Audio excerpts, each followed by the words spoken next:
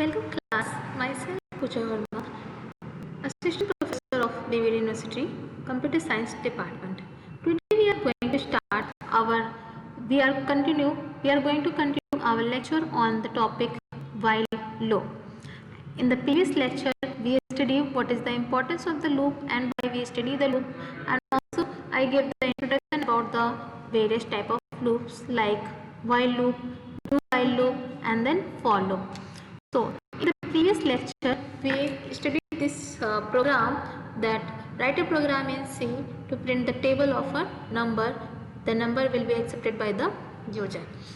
There is a one correction, like here I write the n, but you have to be declare a new variable here like m, and that m is basically used here to store the calculated value of n star I into the m, and here we have to call the call the value of the m variable, not n. If I write the n, then again and again the value of n will be updated by n star I, and when again we go to the multiply our n by number 2 and then 3 and then 4, then actual our number is not multiplied by 1 and 2 and 3.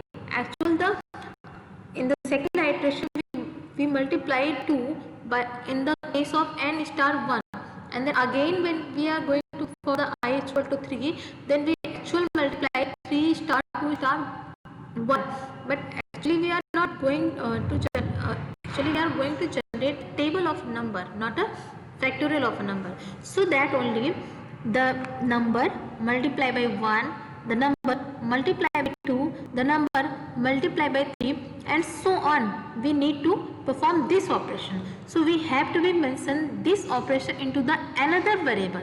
So mind it, again I repeat that, use here another variable.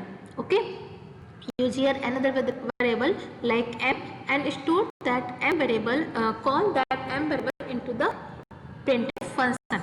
So here when we write m, then right now in the first iteration m store the n multiply by 1 and print that value. Again when I update by 2 with the help of this function I plus, then I less than equal to 10, yes 2 number is less than equal to 10, then here what, here your number multiply by 2 is stored into the m.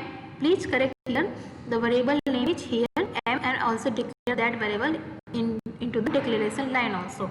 Okay, so this is the one correction which I mentioned here, as I saw that I make a mistake, so I want to discuss again this.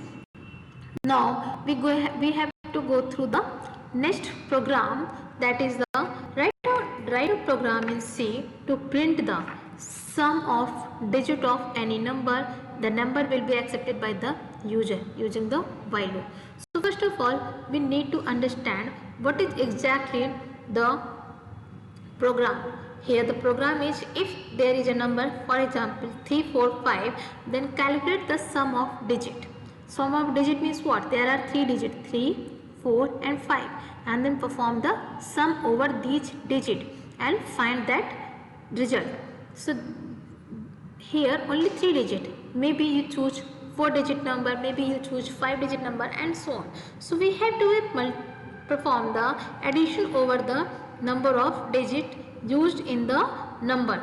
Okay, as we can see that 3 plus 4 plus 5 is equivalent to the number 12, so our output will be the 12. So what is the concept here? Here we saw that we can call the number 5 with the help of the modulo function, that means remainder function, but by which number divide our this number, so we get this 5 only. So we understand that if we divide our 345 by 10, then actually what is the happen? What happened? Actually the result of the modulo of this modulus by 10 of this number is equivalent to the 5, and again when we again we want to number 4. So how we get the number 4? Then we realize that when we divide this value by 10, that means our number by 10, then what we exactly get? Because we take our number in the integer format, so we get the output into the dividend operator operations, we get the value 34. So again we need to calculate a modulus over the 34. So when we calculate modulus over the 34 divided by 10, that means modulus by 10, then what we get? We get the 4. Here you can see why we use the n divided by 10, because after getting the first remainder value by dividing it to the 10, we need to send rightmost value. That means we need to calculate our second value. When I want this, so I have to get the number only 34, not 3, 4, 5, only 34. So how we get the 34? For that we need to divide 345 divided by 10, and the resultant value is equal to 34, and we use that resultant value and again calculate the modulus with the 10. To calculate 34 modulus 10, we get the value 4, and again we divide 34 by 10 and we get the resultant value 3, and again we calculate the 3 modulus 10, so we get the remainder 3, and so on. So till when we calculate, we perform this operation. We perform this operation until unless our given number is greater than 0. If number is less than 0, then this program will not run properly. So how it is working, we can see here. First we have to mention our header files like studio.h, kodi.h and so on. Now I am going to write some declare to some variables, for example int and sum and remainder. I mention here some variable with the initialization of value 0. Why? Because when we are going to add any number by number 0, then the resultant value will never affected. So what is the use of this variable? Actually I want to reuse of that variable, so I have to use it. That means recursion calling. Like here you can see sum is equal to sum plus remainder function. That is what? Again the calculated value will be used in the second iteration. So in the case of first iteration, so we have to mention some value. How? Look at here. First of all, for the given question, we have to take the value from the user, that what is the number you want to perform the sum of the digit of any number. So with the help of printf and scanf combination, we get our number. Now I am going to apply the loop, but as I told you that for the loop concept we have to mention the limit, that is your condition till how many number of iteration we need to run this while loop. So I guess according to our logic I finalize that until unless our number is greater than 0, we need to perform this operation in a loop. In the loop means what? The number of operations which will be performed repeatedly until unless our output we get, until unless our condition will be contradicted. So for that I perform, first of all I perform the remainder over the given number with the help of value 10. So we get the rightmost value of the number. Okay, then I perform the sum plus remainder, that means rightmost value getting from this operation plus sum. And what is the value of sum? Initially 0. 0 plus rightmost value will be stored into the sum, and again as I want the second value, for that only I perform this operation. For this the 345 divided by 10 and then value of n will be updated by 34. Now the value of n which is input here and then value calculated by here, it will be changed. Here you input the 345 and here you get the value only 34. Okay, not 345, you get only 34. And now when you get only 34, then again perform the remainder by 10. So what you get? You get the 4, and the sum value is initially what? Sum value is equal to 0 plus 5, and then again your value will be, sum will be 5 plus, and the remainder getting from this value is 4. Then 5 plus 4 is equal to 9 is updated by into the sum, and again here we perform this. So what you get here? Here you get the n, that means 34 divided by 10, and you get the value of 3.4. As these values are declared as an integer, so only 3 each comes into the n, and so that now 3 remainder 10. So what is the value of remainder? 3, and the sum is equal to 9 plus 3. So final updated value of sum is equal to 12. And then what is here? 3 divided by 10. So output of this operation is 0.3. So according to the our rule of integer, what is the output of n? N is equal to 0. And when we go through the loop condition, 0 greater than 0? No, false. So we have to move out the loop. And right now I am going to print the sum of digit of number is equal to percentile, and then call the variable of the resultant value. So resultant value is the will be stored into the sum. So I call here only sum and perform the get cs to see our result. So run this program on your compiler, C compiler, and then you can check for any number the resultant of your number is result of your number is correct or not, and then tell me into the comment box and so on. So now I also declare what kind of the operation exactly performed into the above program. What I explained in the word in the oral you can see here also. Like for the 3, 4, 5 in the first iteration I am going to check 345 is greater than 0, true. Now I am going to calculate first line 345 modulo 10 is equal to 5. Now what is actually happen into the sum is equal to sum plus remainder, 0 plus 5 is equal to 5.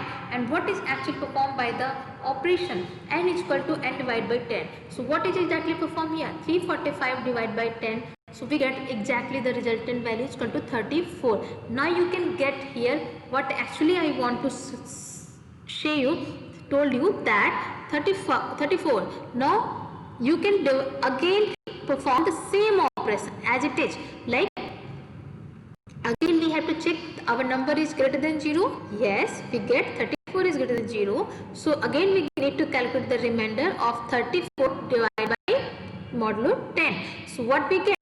By the help of the modulo function, we get the last remainder value. So when we divide our 34 value by 10, so we get the remainder 4 only. Okay. So sum is equal to sum plus remainder. So what is the updated value of the sum right now? Right now this updated value of the sum is equal to 5. So we call the 5 plus remainder, and then remainder value is updated by 4. So 5 plus 4 is equal to 9. Again we need to perform this operation. N is equal to n divided by 10. So n is equal to 34 divided by 10. What is the output of n final? Is 3. Why? Because here you get the 3.4. But as I declared n as type of integer data type, so we get only 3. The fractional part will be removed by this integer portion. So again we need to check our while condition, and we get here the 3 greater than 0. Yes, again we perform the modulo. So when we perform the modulo by 10 over the number 3, we get the resultant value 3, and perform the sum. Sum is equal to sum. What is the value of sum updated? 9 plus remainder. Remainder value is updated by 3. So what is the value of sum is equal to 12, and n is equal to again n divided by 0. So what is the value here? 3 divided by 10. So you get the 0.3, but as it is declared as an integer, so we get the final result as a 0. And now again when we are going to check the while loop, we get the our condition is false. So finally we print the printf line. Whatever we wrote into the written into the printf function, it will be printed on your screen as an output, like the sum of digit of number is equal to 12. The whole operation, the how this operation is performed is will be hidden by you, for you. Why? Because this is a back-end work. Because this work is basically performed what kind of the logic you used into your program. Okay, hope you understand better. Now we are going to perform the nested while loop. This is also a very important concept for your higher study, like in your third year and final year and so on, into the your number of programming languages and into your number of tough level of program will be tough. Then you need to apply the loop, nested loop, not only while loop. You can also apply the combo of loops like while and for loop, combination of the while and while, combination of the for and so on. So such kind of the loop will be called as the nested loop.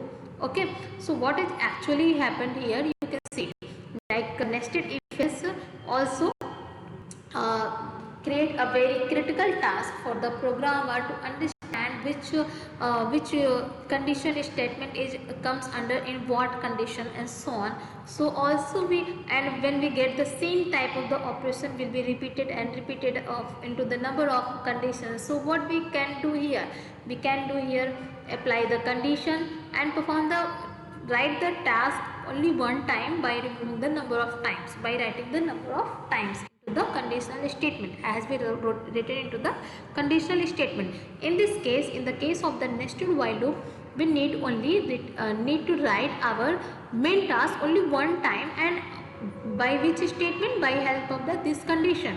Until and unless this condition is true, we need to perform this operation. When this condition is false, you need to go out this loop. When we go out this loop, and again it tells us that whatever you want to move out this loop, you have to be contradict this condition also. So now check the writing style of the nested while loop. So first of all, this while loop written here, condition 1 if true, then we go through the statement part, and we, when after the statement part, we get again a loop. That means what? This loop 2 and this loop is 1, then we get that loop is inside this loop. So this loop which comes under the loop is known as the inner loop, and then loop which cover the another loop is known as the outer loop. So this is the most important point, when we go out of this loop and when we go out of this loop. So this is our lecture on the loop concept, and you can better understand the nested while loop concept with the help of flowchart, how it is basically working. So first of all, we start our program here, and as we told you that what kind of the step will be used by the loop, like first we need to initialize, then condition checking, and then your statement and so on. If correct, if true, then again go through this. If the condition is false, then you go out the loop. So first of all, we check the condition 1.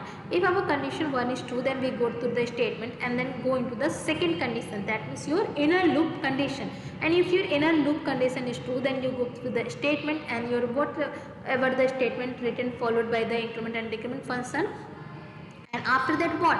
I am going to outside of this loop, but when I am going to outside of this loop, we go to the statement of increment and decrement of first condition, and after performing this, I want to move out this loop. But what he told, statement is telling me that first you need to check my condition. So I am going to check my condition. Here also, when I want to move out this inner loop, so it tells us that until you go to this loop when, so here a type of error is occurred here. This line will be erased. Please erase this line, because this line is not followed by this. This line will be followed by this when we go to check this condition and the condition value is false, then we go to this line. So there is no part directly from this both increment and decrement function. So please erase this line here, okay, from here position, this position. So again I am going to repeat that what is the inner loop concept. Condition, if check, if the value is correct, then go to the statement and then increment and decrement. After the increment and decrement, I want to move out this loop. So what it told us that please check my condition again. I am going to check it condition. If I get the value of condition is false, so where we have to move? We move to the increment and decrement function of first loop. First loop means condition 1, and after that it also want to move out the loop. So it tells us that no, you can't move directly from here to here. You need to check the condition. If the condition value is false, then you go to the outer of loop, that means outside of your main loop, that means outer loop. Okay, this is inner loop, this is outer loop. So in this manner we can perform the loop concept of while loop and also the nested while loop concept. Similarly, you can follow the method for the another loop like for loop and do while loop. So in the next lecture we are going through the number of program for using for loop, and also we can see what kind of the difference occurred between the while loop and what is exactly happened into the for loop, and what is the advantage of the for loop and what is the disadvantage of that loop. Okay, so thank you class and have a good day, and if you have any kind of the doubts then please ask me and write your question into the comment box. Okay, thank you class.